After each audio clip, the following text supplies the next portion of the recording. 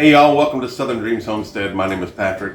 And I'm Jessie. And we're happy to be back making videos again. We took a little bit of a break because we needed to get some things done around here. It wasn't an intentional break, but it was we had some things we had to take care of around here. First and foremost, Max started school back, so it's been kind of a change in the schedule to try to get him back in the swing of things and us back in the swing of things. And we're really trying to be more morning people. Not that we weren't ever morning people. We've been getting up at 5:30 in the morning for years. Yeah. But it's just one of those things that we had some things we had to take care of on the back end here. But we're glad to be back doing videos. Some of the things we've been doing around here include our name change. I mean, I don't know if you guys noticed this or not, but we're no longer Chaotic Healthy, although we're still chaotic and trying to be healthy. Attempting. We decided to change the name for a couple of reasons. The first one is we wanted something that was more homestead forward. And while we just threw homestead on the bottom of Chaotic Healthy, that didn't seem, it seemed a little odd, yeah, right? It did. So we decided that we would change the name, and we're still chaotic. We still have our chaotic lives going on, and dealing with two special needs kids, and working from home, and trying to manage the house, and everything that we're doing is still chaotic. But I think we decided that chaos is kind of a mainstay for homesteaders anyway. And also, we didn't want the name to seem too abrupt, too brash. So we decided to change the name. Yeah. We went back and forth with a couple different names. We didn't want to put like any type of real landmark on it because we don't know where we're going to be in the future. So we played around with it, and excuse that one. See, chaos. There's nothing out there probably. But we played around with the names, and you know, we're going to stay in the South, whether it be here in Georgia or South Carolina or Tennessee, wherever. Somewhere. It's going to be in the South. Because we don't handle snow very well. We don't like the color. Not a fan. So we just, I don't know. We sit around a lot and plan and dream what we want our future to be. Yeah. We have really big dreams, and so that's kind of where we settled on with Southern Dreams. And I mean, we work really hard, and it's what we want. So that's how we just settled on the name Southern Dreams. Yeah. And so going forward, Southern Dreams Homestead is going to cover pretty much everything that we're going to be doing. One of the things that we're doing is a fall garden. We've never done a fall garden before. We're very excited about that. We've got pumpkins planted already. We've got one spaghetti squash plant that actually made it out of the ones that we planted. Mm-hmm. And we've got a lot of seed. We ordered seeds from Hoss and from Baker's Creek, and we've got a lot of greens and stuff. So we're going to be doing that. A lot more canning videos, homemade recipes, and just little things, some DIYs. I think we're going to build a ladybug house. Mm-hmm. We're trying to get more beneficial bugs into the garden naturally. So just a lot of things that we got going on, and we're really excited for it.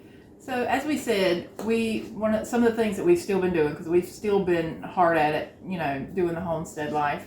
But with the name change, we had to change the name on all the socials. Right. We had to make the changes on the website and all that stuff.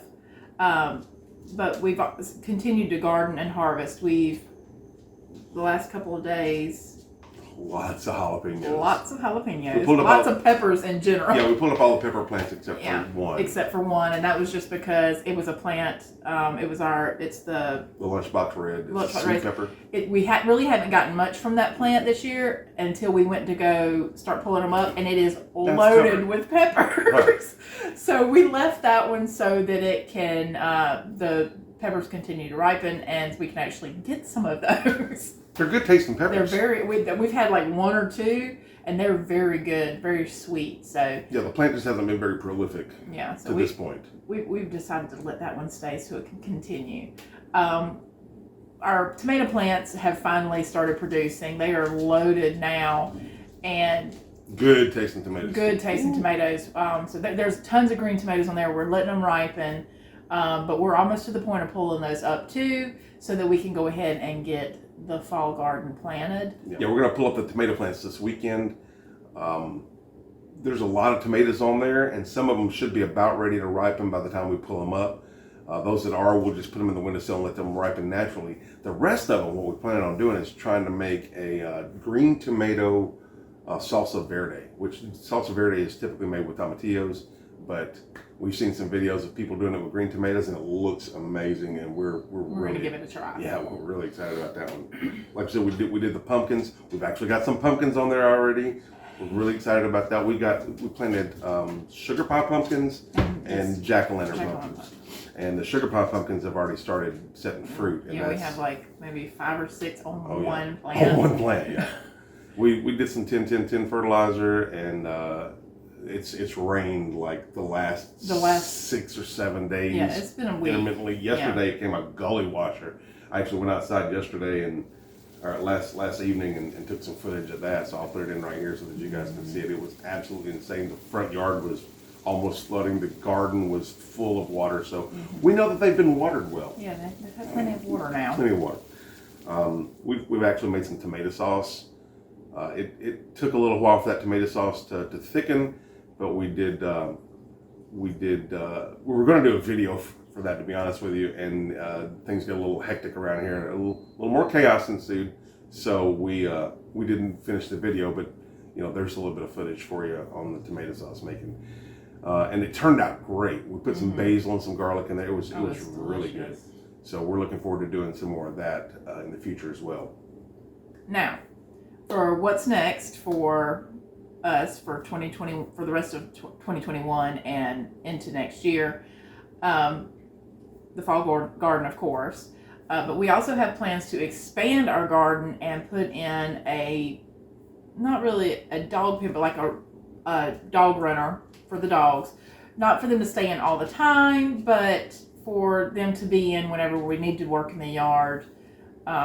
And we have a place to put them so they don't get in the way. Yeah, it gets really hot in the garage in the summer, and when we're out there trying to work in the garden in the yard, we have to put them in the garage.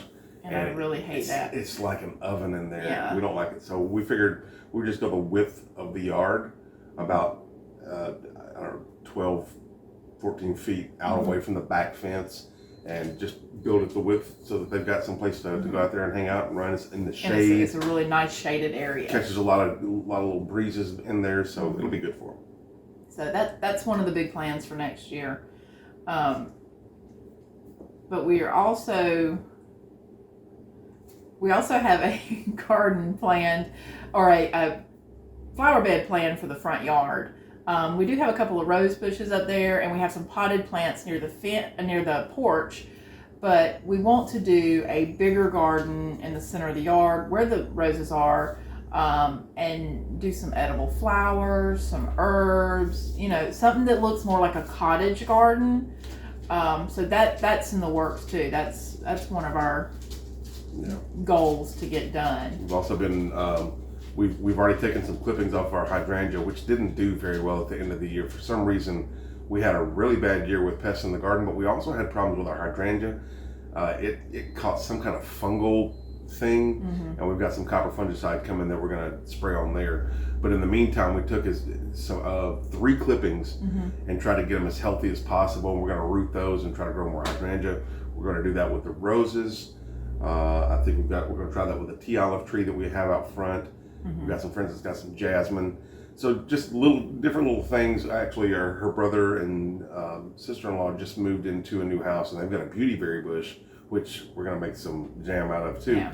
But we're going to try to take some clippings of that. And we're really trying to expand our repertoire when it comes to what we can do as gardeners and as homesteaders.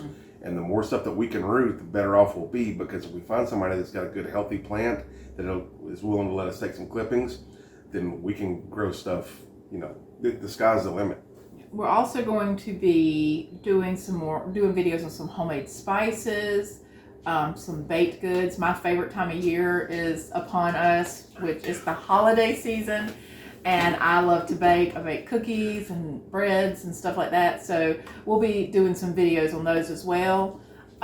We recently became affiliates with Azure Standard. So we will be ordering some bulk items as far as flour and all that stuff from there to use for our baking season this year, which I'm very excited about. We're also Amazon affiliates. We'll link both of those down in the comments, in the notes below the video. Those links are also on our website. If you use either one of those links to purchase anything, if you go to Azure Standard and sign up using our link, and then if you start purchasing, we get credit for that. Also, if you use our Amazon link, we get credit for that. It doesn't cost you anything more, but it definitely helps support us in our efforts to do more blog posts and videos and stuff. So if you're interested in that, that'd be great. Plans for 2022 is to start looking for a new house. The house we're in is we're renting, and we've had some issues. We just had a guy had to come out again for a water leak. So that's 4 water leaks in the past year that we've had to have fixed, and 3 of them were in the same spot. So it's little things like that. Now, we're not looking to move next year, but we are going to start kind of looking location wise. We're trying to figure out what's going to be the most prudent as far as cost of living, what's available, because we'd like to move back to my hometown, but what we're finding is there's very little available right now that's in our price range.